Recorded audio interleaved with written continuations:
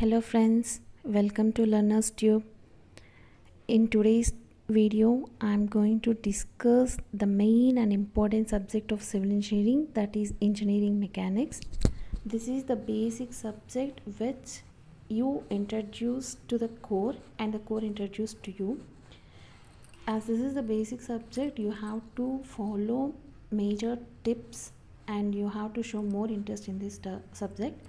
So first of all, what is meant by engineering mechanics means it is a branch of science which deals with the behavior of a body when the body is at rest or motion. That means it studies about a body, whether the body is at rest or in motion. For example, when you see here in this figure, there is a body A and there is a body B. Here the body A rests on the ground surface while the body B moves or slides over A. That means you have to study the behavior of the body which is on the surface, which is at rest, that is A, and also you can able to study the behavior of a body B which is in motion. So the main advantage or the main this subject deals is study of a body.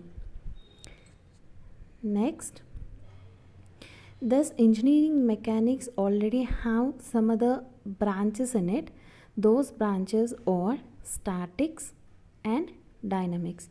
The dynamics again divided into two branches. One is kinematics and another is kinetics.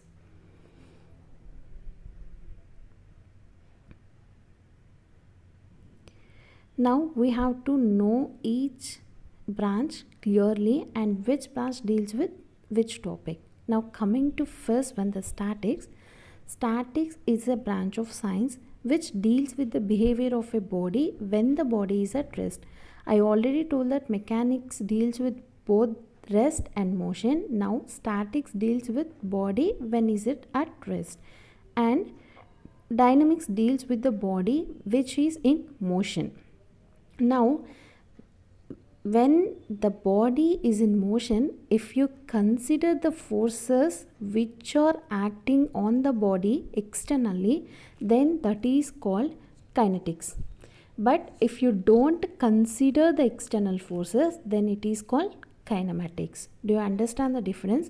If the body is at rest, then it is called statics. If the body is in motion, then it is called dynamics. If the external forces which causing the motion is not considered, then it is called kinematics. If it is considered the forces which causing the motion of a body, for example, if a body placed on a ground, the air, if a ball is placed on the ground, the air movement causes rolling of this ball. So if you consider this external force, that is called kinetics, and if you don't consider that external force, that is called kinematics. Next one, to learn the mechanics, you have to know basic two terms, that is vector, scalar. You already studied this in your physics, but you have to have a clear idea about this. Vector is nothing but which contains magnitude and direction. Scalar contains only magnitude. For example, if I say length of 500 meters, that means it is only giving the length, but it doesn't specify any direction. Whether that length is in east or west, I don't specify. So this comes under scalar. But if you say direction, or if you are saying I am moving with velocity of 200 meters per second, then you have to say what is the speed of your vehicle, and you have to also mention which direction you are moving, either it is east or west or south. So this is comes under vector. I think you understand what is the difference between vector and scalar. Vector is nothing but it should have magnitude and direction. Scalar, it only specifies the magnitude. You have to learn some basic units for mechanics. Those basic units are length. Length, the MKS system is meter, and time, seconds, mass, kilograms, velocity, meter per second, acceleration, meter per second square, force, newtons.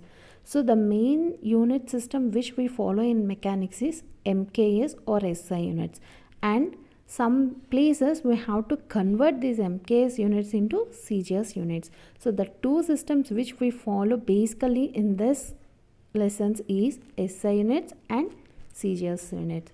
We don't require this US units.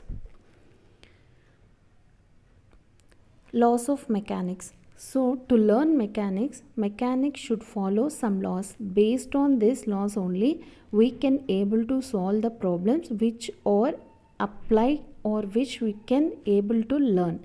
Okay, these are some basic laws. One is Newton's first and second law, Newton's third law, principle of transmissibility of forces, gravitational law of attraction, parallelogram. You have to learn each and every law and you have to understand the concept clearly so that you can apply all these laws in your problems. First one comes under Newton's first law. What the Newton's first law says, we all very familiar with the Newton's laws, but once again I am revising them. What is the Newton's first law? It states that every body continues in the state of rest or uniform motion unless some external force acts on it. That means if I place an object on a table, unless an external force acts on it, it does not move. It stays in that position only. Okay, that what the first law states. And second law. The second law states that the net external force acting on a body is directly proportional to the rate of change of momentum, that is acceleration. We all know what is second law. F is proportional to acceleration, that is F equal to ma. This is the Newton's second law. And third law, we all very well know that third law, for every action there is an equal and opposite reaction. This is Newton's three laws.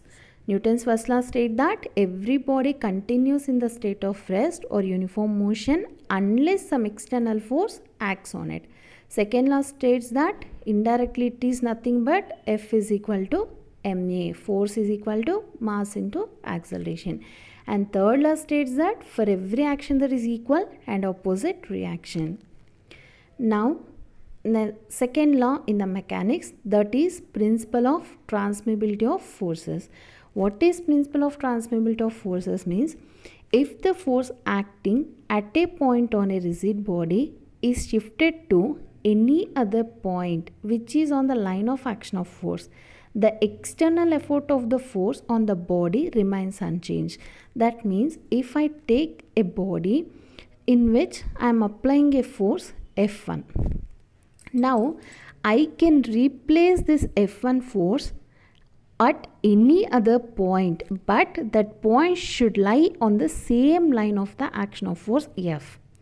If I take a rectangular box, I am applying the force F1 say at point A, but I can apply the similar force F1 at point B also by replacing this F1 at A.